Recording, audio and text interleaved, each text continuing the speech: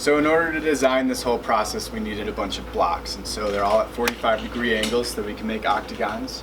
And this is the original building block that we ended up making the mold parts from. These are plaster. And these mold parts are the ones that we use in order to make the forms. So in order to make a vase like this, every panel has a different mold part that corresponds with the plane.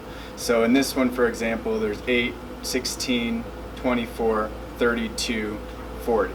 There's 40 different mold parts that have to be put together and strapped up for this. And before we do that, we have to spend time at the sketchboard in order to sketch through the shapes and figure out what profile we want.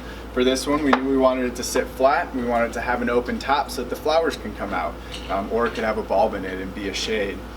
Once we strap it up, we have to mix the porcelain, which we developed from scratch, which took forever. It has to be the perfect consistency, and it changes based on the humidity, the time of day, whether or not there's enough water in there. There's so many factors.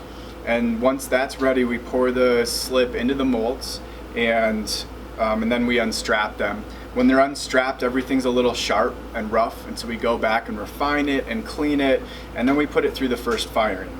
After that firing, we take it out, we sand it more, and then we glaze it.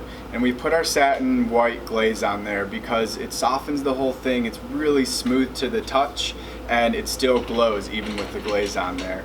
And that's one thing you can't do with plastic or glass or other materials that people make shades of, is you can't glaze them. You can't see the movement and the heat from the kiln and the temperature that this piece went through. It went to almost 2,200 degrees Fahrenheit.